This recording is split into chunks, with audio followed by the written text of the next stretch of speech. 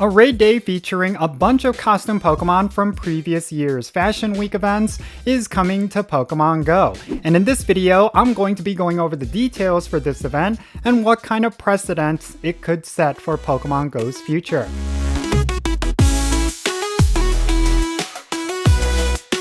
Hey, how's it going everyone? Jinsula here with a brand new Pokemon Go video. I hope your day is going really well, and let's get right into it.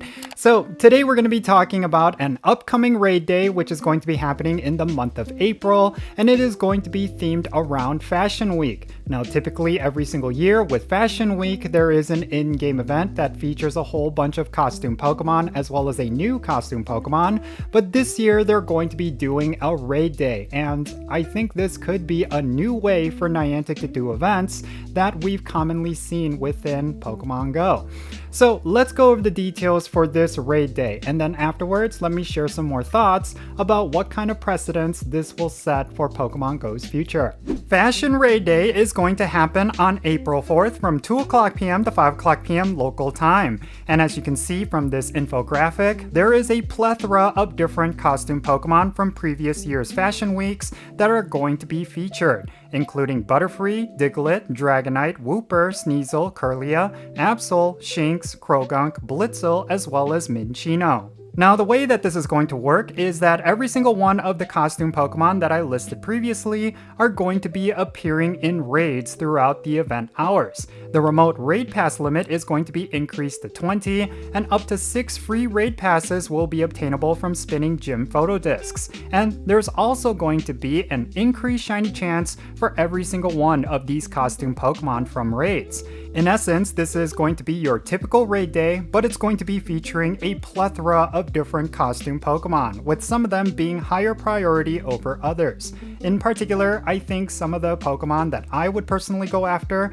include both Dragonite as well as Absol, maybe Minccino, but particularly Dragonite and Absol because they both have Mega Evolutions. I think Butterfree might also be an interesting choice considering that it is quite rare, and I think any of the other costume Pokemon would be really cool if you were to get the shiny versions of them. Now, considering that this is a raid day, there's also going to be an event ticket which will be in the web store and the in-game shop, and it's going to give you up to 14 free raid passes from spinning gym photo discs. You're also going to get an increased chance to get Rare Candy XL from raid battles, and you're going to get 50% more experience from raids, as well as double the amount of Stardust from raids. And I've always said this regarding raid days, but if you do plan to go all out and do a whole bunch of raids, the event ticket is definitely going to be worth it, because with the free raid passes alone, you're going to get way more raids done compared to if you were to try to buy raid passes from Pokecoins. So if you do plan to go all out for this particular event, do consider purchasing the event ticket alongside it. Alright, so I think the obvious thing here is that when it comes to this raid day, it is certainly very different from what we've had in previous years, specifically around Fashion Week. I think for a lot of players this could be a really good thing, considering that Fashion Week typically isn't that exciting of an event. I mean, it does introduce a lot of costume Pokemon into the game, but at the same time it is one of those events where you pretty much feel like it's the same content every single day.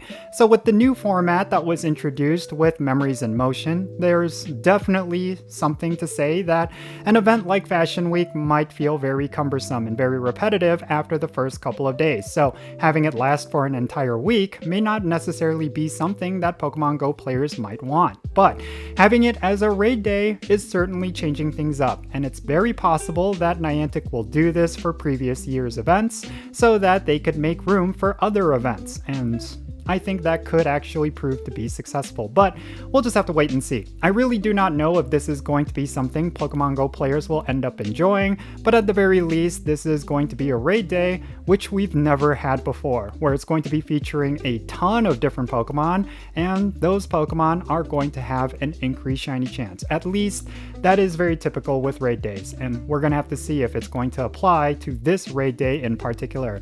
And yeah, that's pretty much it. There's nothing really else to say. I mean, essentially this is going to be a previous year's event that's going to be just a raid day, and this could essentially be something new. But I would love to know your thoughts regarding this. Do you feel like this should have been a week like it was in previous years, or are you okay with it being just one day? Do you think there is likely going to be a fashion week like previous years later on this year? I don't know, maybe that's a possibility. If you think that, make sure you share your reasons for thinking that down below in the comments, and let's have a great discussion. And thank you so much for making it all the way to the end of this video. If you really enjoyed it and you want to support my channel, the best way you could do that is by hitting the like button for this video, and make sure you subscribe if it's your first time here. And also make sure you turn on that notification bell so you know exactly when I upload videos. Also, make sure you go and check out the links down below in the description. There's going to be a link to my Patreon page, and if you're interested in playing Pokemon Go with me, you could do that by becoming a Patreon member. And I also prioritize my patrons when it comes to remote raid invites. So yeah, make sure you go and check that out. Again, a link to that is in the description below. And also in the description below, there is a link to my Etsy store, which I'm creating a whole bunch of merch for anime and K-pop. If those are things that interest you, maybe you'll find something that you will like, so make sure you go and check it out. And with all that said, that's going to be it for this video. I am Jinsula. Be safe, have fun, love yourself today, and I'll catch you in the next video.